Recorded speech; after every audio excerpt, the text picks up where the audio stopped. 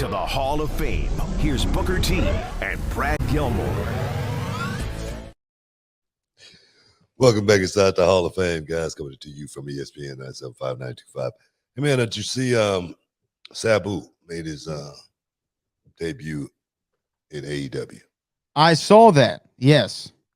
What you think about it? I thought it was funny that he still had his visitor's badge around his neck. That was just that gave me a good little chuckle. I'm not gonna lie to you. That made me laugh. Oh man. I will say, and I told you this a little bit a second ago, that I thought it was actually a cool intro. It was a cool intro to see him like that and to see Sabu, just from a nostalgia standpoint. He always had a cool look when he came in and he had the gimmick where he would, the pose and he has the thing on his head. And I always loved his gimmick. Man, do you remember back in the day when they'd bring him out on like a stretcher board or like a straight jacket kind of thing? Homicidal, suicidal, genocidal. Yeah, great gimmick. Yeah. I don't know how old Sabu was or is. But it's an interesting thing. I know he and Jericho have they have a history in ECW, so I think they put him in, brought him in kind of to play off that history. But it was interesting to see. It was interesting to see. I did not expect that whatsoever. I mean, I was just checking it out. Sabu making his entrance, and it's actually really, really cool. Yeah, his entrance is sweet, but having the tag around his neck, forgetting that. That's good. It reminds me of when Kerry Von Erich. I don't know if you ever heard the Kerry Von Erich story where he was he had to do a job at one time at this show, and they made him put a mask on, and he put the mask on, but he still went down to the ring with the Kerry Von Erich robe on.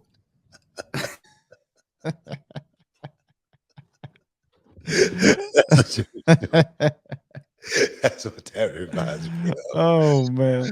I wonder if Sabu going to be doing some of his old moves. You know what I mean? Trying to create, some of the old nostalgic Sabu, some suicide dives over the top. Sabu pretty much brought that stuff to the table, man, as far as wrestling going. They're really going out there doing some of the crazy stuff. Sabu was one of the first guys I met in this business when I got to a level to where I was taking trips. And I went to Japan, all right? All right. And we was at this little hotel. It was called the Tokyo Inn. Never forget it.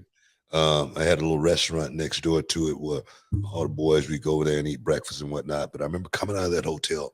This is 1992.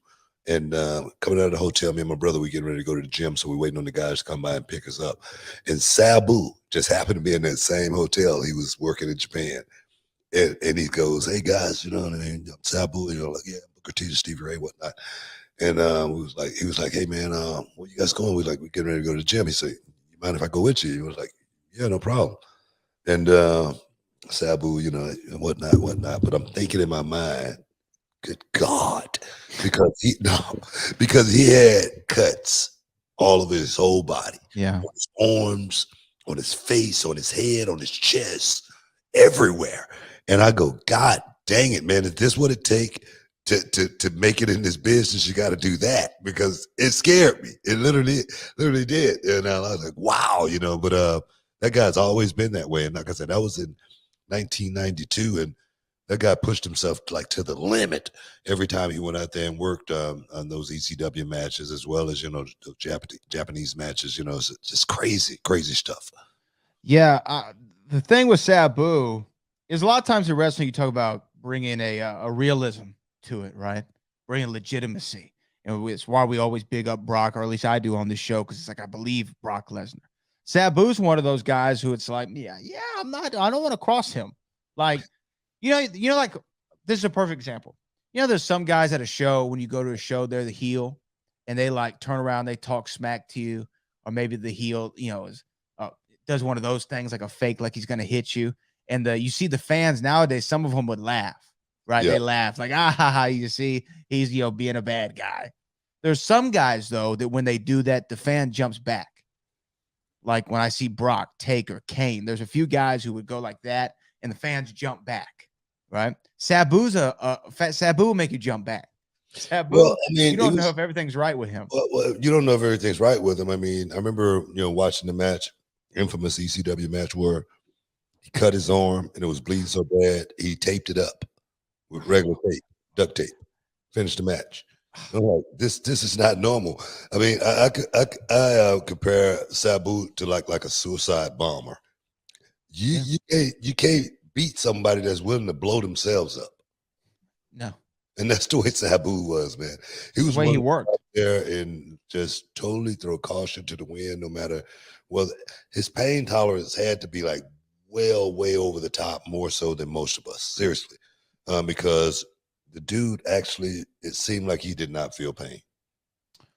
Well, we're gonna see what he's gonna do. I don't know if he's gonna do more than just kind of be omnipresent at ringside during the match, but I feel like if there's a table anywhere in a square mile, 10 square miles, Sabu might be going through it with somebody laying on it. I don't know, man. I don't want to see that, man. I don't want to see that. I don't know what kind of state Sabu is in as far as his body, his health, or anything like that. And I know one thing about, these promoters. I ain't talking about just Tony Khan or Iza. I'm talking about any promoter. They will put your ass to work in a heartbeat. Yes. I remember being in TNA, and they brought in a bunch of those ECW guys, right? And Balls Mahoney, God rest his soul, had a spot he had to do. He had one spot, okay? He was going to go out. Somebody's going to hit him with a chair. He was going to bleed, all right? Balls Mahoney, before he gets ready to go out, I'm sitting in the chair looking at the monitor. He's standing next to me. He's already bleeding. He hadn't even gone out yet. Literally, he's standing in a pool of blood. You thought it was a crime scene. And I wondered, has he been tested? So, trust me. Why are you looking like that, man? Why are you turning red? You have turned blood red right now. I swear to God, your whole face is red.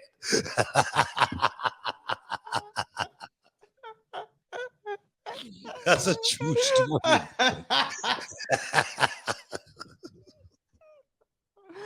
Oh my gosh. Rest in peace. Rest in peace, Balls Mahoney. I was trying not to giggle. He's already bleeding. It's like gas. It's coming out like crazy. Like his heart pump. It was squirt out. It was nuts, man. I'm like, what the hell is going on? It was one of those type of deals. So you show up, you might get put to work. Hey, it's gonna happen. No, there's no business like this business. There's no business like it. And what I love is like when one of the old guys comes around and he tries to find a spot on the show. Wait a minute. I forgot one part of the story. Oh no.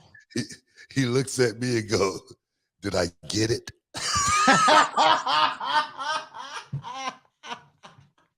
Can I get a break?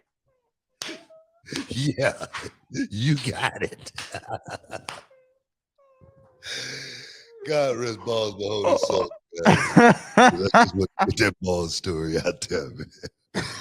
God bless him, man. Balls was a good dude, man. He really was. He was a really good dude. God bless him. I mean, he didn't have the longest run in WWE from what I remember. He was there for a second when they did the ECW revival. I know a lot of people remember. I don't know if you even remember this. There was a kind of a, I don't know if it's a legendary or infamous segment where they did the strip poker on television. Do you remember that? I think I remember something like that. Yeah, I think I remember something like that. That's actually kind of for me, the most memorable Balls Mahoney moment in WWE as far as his WWE run. My most fun moment with Balls Mahoney was when I had to go to ECW as King Booker. Oh, okay. Balls Mahoney was one of the guys I ran into. And I was like, good God, what have I gotten myself into? It was one of the best scenes I ever did. Was with Balls Mahoney when I went to the ECW for a minute. You know what I mean? What were they doing? I don't remember you going to ECW. So Yeah, you just did that? I did. It was just one night I went there for something. I can't remember. I wrestled somebody, I beat somebody up or something. I can't remember what it was. But yeah. Balls Okay. Mahoney. Well, there you go, man. Balls Mahoney. That ECW revival was interesting, man. I think the thing with that show is they didn't know what they wanted to be. They didn't know if they wanted to be a nostalgia show, launch new wrestlers, or have like Kelly stripping and a zombie running around. Yeah. Like all that happened. There's a zombie. Kelly would get naked, and then they'd have old guys who could barely work and new guys trying to figure out how to work. That's what I'm saying, man. You better be careful with this thing. Hopefully, like I said, they won't have Sabu doing too much. And you'll be able to get in there and have that nostalgic moment, just like me at the Rumble. You know what I mean? Go out there, have that stuff. Like I said, make your appearance. Get your appearance fee. Get the hell out of there. Stick around. You're in the Hall of Fame. We'll be back in a minute.